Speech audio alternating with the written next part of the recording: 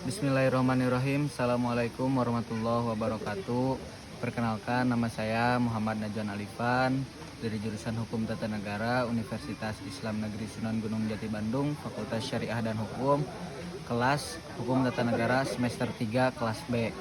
Baik, di sini saya akan melaksanakan tugas atau ujian akhir semester mata kuliah Tafsir Hukum Tata Negara yang berbentuk video.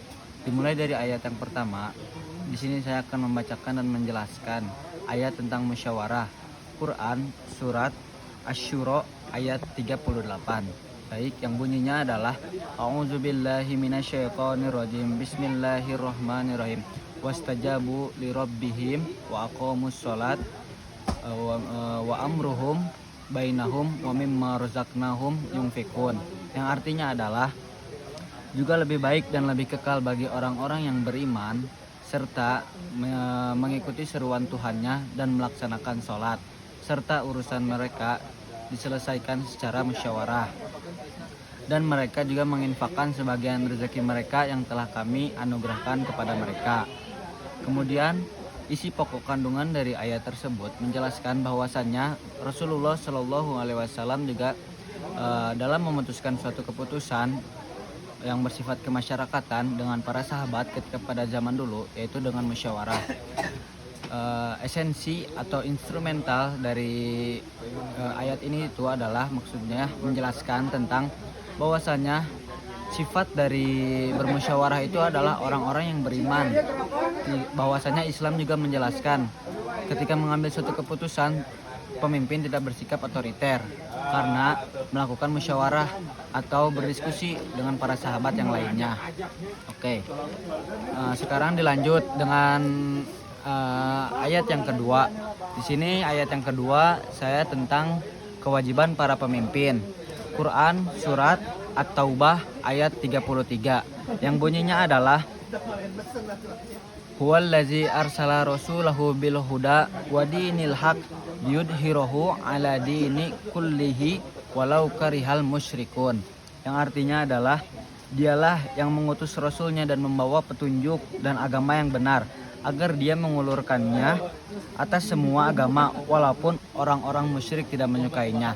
Isi kandungan dari ayat di sini menjelaskan tentang bahwasannya kewajiban para pemimpin itu adalah menjauhkan sifat-sifat syirik, agar kenapa bahwasanya agama Islam yang diunggulkan dari segi aspek manapun.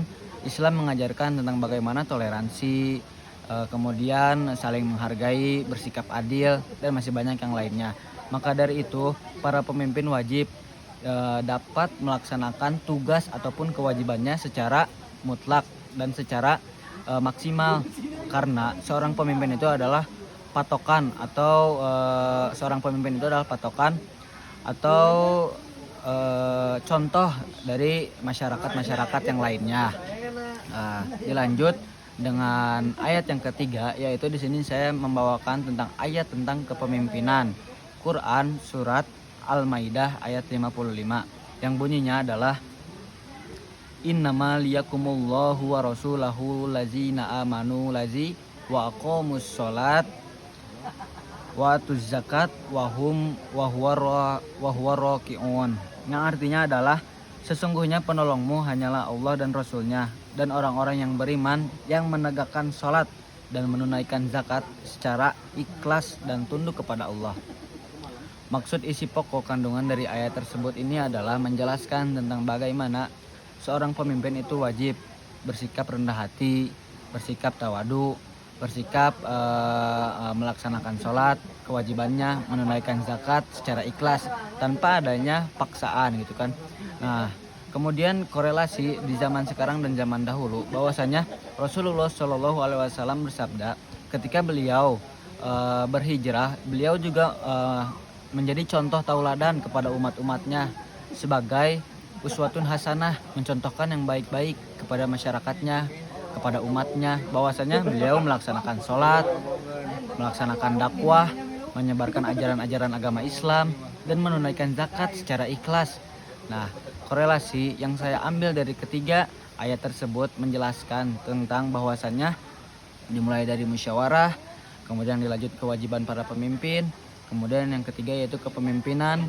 Itu semua menjelaskan tentang bagaimana struktur-struktur kekuasaan, bahwasannya ketika mengambil suatu keputusan itu tidak boleh bersikap otoriter, masuk ke dalam ayat yang musyawarah yang pertama, kemudian kewajiban para pemimpin, wajib menegakkan secara adil, dan masih banyak yang lainnya. Kemudian ayat yang terakhir yaitu menjelaskan tentang kepemimpinan, bahwasanya kepemimpinan itu harus dapat menjadi uswatun hasanah ataupun contoh yang baik bagi umat-umat agama Islam yang lainnya. Mungkin cukup sekian yang bisa dapat saya sampaikan. Kurang lebihnya mohon dimaafkan. Wallahul muwaffiq ila aqwamit thoriq. Syukron. Wassalamualaikum warahmatullahi wabarakatuh.